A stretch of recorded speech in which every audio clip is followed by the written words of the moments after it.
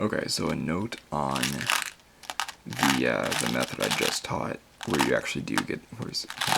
You actually do get the signed coin into the box. You need to use your own box of Tic Tacs, and that goes for pretty much any Tic Tac box trick because nobody uses. like I mean, it's probably happened, but I do not remember the last time I've ever seen anybody carry Tic Tacs in public. It just doesn't happen. Uh, People do carry gum, like the little sticks of it, but I've never seen anyone carry Tic Tacs before. So I bought this trick a long time ago. It was, I don't remember what it was called, but anyway, it used gum, but it was the kind where they come in the little white tablets and then you punch them out of the foil. And the trick itself was good, but it was, like, I don't remember what it was called. Anyway, it was advertised as something like you can borrow somebody else's gum. Well, I'm not going to do that because nobody carries that kind of gum. And it's the same kind of issue with Tic Tacs. Like, nobody carries Tic Tacs. So if you're going to do a coin to Tic Tac box, you got to use your own box. So, yeah, so you want there to be about half a box of Tic Tacs. So what the situation you want is to have like one layer of Tic Tacs on the bottom, and then like a few scattered on top. The reason for that is you want the coin to slide around on top of the Tic Tacs, right? If you have a full box of Tic Tacs, there's not enough space for that coin to slide, right? Like yes, you can get it in and you can wedge it in between, the second layer of Tic Tacs and the plastic, but when you do the strike vanish, it's not going to want to move. Like that isn't going to happen. It's going to get stuck up here because there are too many mints in it. Anyway, so that's a little caveat to my method, but I don't think it's really a problem because you're never going to end up doing that trick for, with borrowed Tic Tacs. So you might as well just do it with your own. Okay, so here is another way of doing the coin to Tic Tac box, and I don't know where my gimmick is. It's not hard to make. I guess I could. No, I'll just describe to you how it goes. Alright, let me get this other box. So, what the gimmick is, and this, by the way, this one you can do with a borrowed box of Tic Tacs, or, if you go to the store and you get a brand new box, you can do this trick. So what you'll do, and it only uses one coin too. So you can borrow a coin from the cashier, or you can use the coins they give back to you when you're done buying groceries. Anyway, it uses a gimmick, and the gimmick is a piece of plastic, just clear plastic, packaging plastic. You can get it pretty much anywhere. It's what they use to put baked goods in, tools at the hardware store, boxes of screws.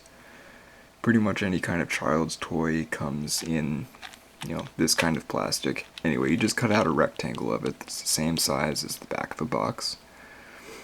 And then you take the label off of one Tic Tac box, and then you tape it to your plastic. So you now have a rectangle of plastic with a label on it, and that rectangle sits on top of the box of Tic Tacs.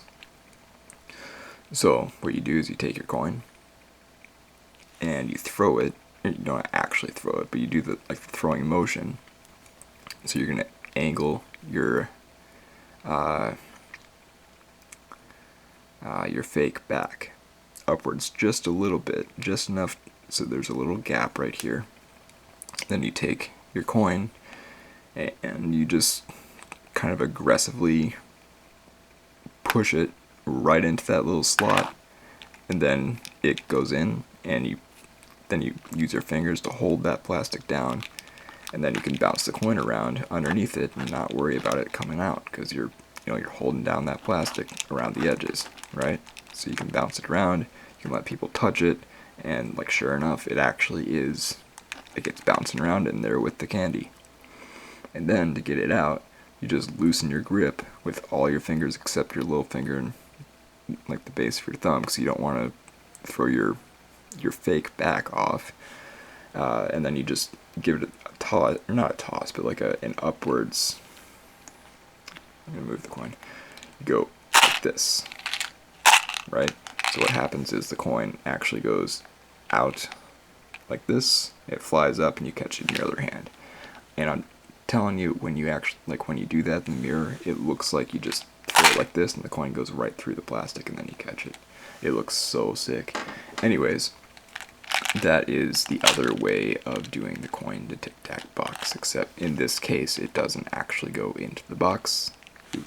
You throw it in, it appears to be inside. And by the way, you've got that label over it, so it'll go underneath the label on your fake back, right? It's bouncing around in there with the mints, and then you just throw it out, and then you catch it, which is not what I did.